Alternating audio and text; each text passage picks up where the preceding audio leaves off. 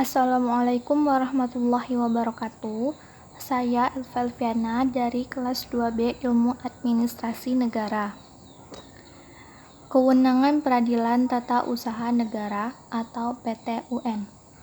Berdasarkan Undang-Undang Nomor 30 Tahun 2014 tentang Administrasi Pemerintahan adalah salah satu peraturan perundangan yang mengatur mengenai penyelenggaraan pemerintahan agar lebih sesuai dengan harapan dan kebutuhan masyarakat serta sebagai landasan atau pedoman bagi badan atau pejabat pemerintah.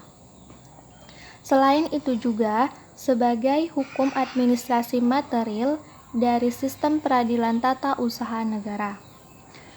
Peradilan tata usaha negara memiliki kewenangan untuk memeriksa, memutuskan, dan menyelesaikan sengketa tata usaha negara sebagai akibat dikeluarkannya keputusan tata negara oleh badan atau pejabat tata usaha,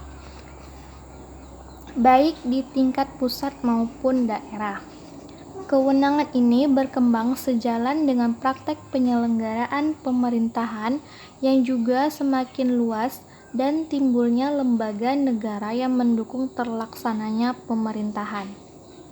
Peradilan tata usaha negara juga bertugas dan berwenang untuk memastikan organisasi dan tata kerja kepaniteraan di pengadilan tata usaha negara sudah dipahami sepenuhnya dan dijalankan dengan baik.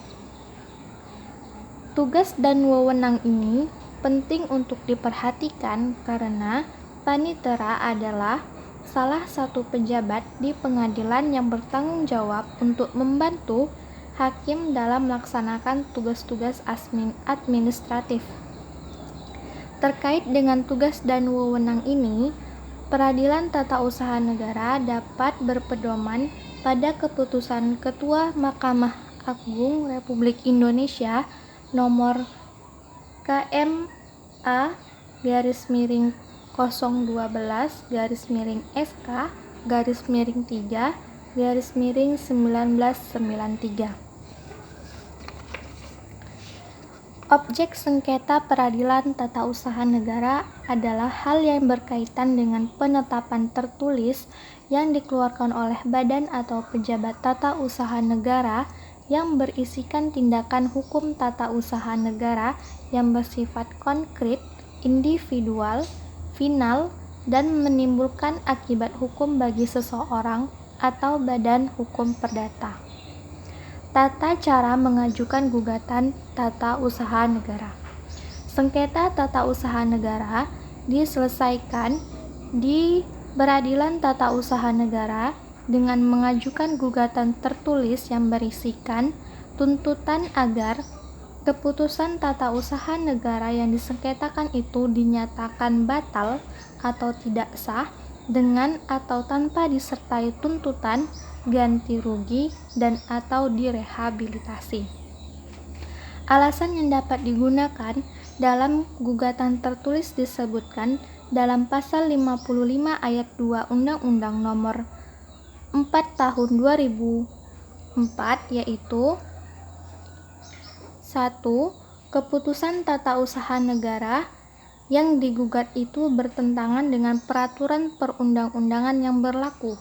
2. Keputusan tata usaha negara itu yang digugat itu bertentangan dengan asas-asas umum pemerintahan yang baik. Gugatan dapat dilaksanakan hanya dalam tenggat waktu 90 hari terhitung sejak saat diterimanya atau diumumkannya keputusan badan atau pejabat tata usaha negara. Bagi pihak yang namanya tersebut dalam keputusan tata usaha negara yang digugat, maka tenggat waktu 90 hari itu dihitung sejak hari diterimanya keputusan tata usaha negara yang digugat. Dalam hal yang hendak digugat itu merupakan keputusan, maka menurut ketentuan 1.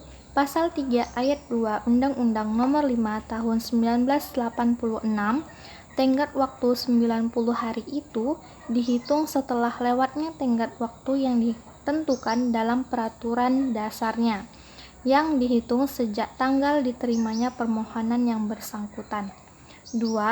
Pasal 3 ayat 3 Undang-Undang Nomor 5 Tahun 1986, maka tenggat waktu 90 hari itu dihitung setelah lewatnya batas waktu 4 bulan yang dihitung sejak tanggal diterimanya permohonan yang bersangkutan.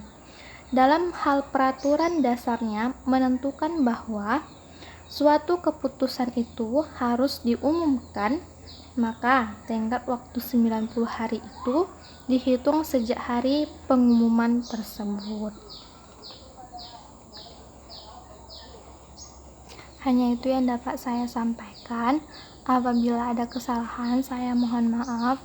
Saya akhiri dengan wabillahi taufiq wal hidayah. Wassalamualaikum warahmatullahi wabarakatuh.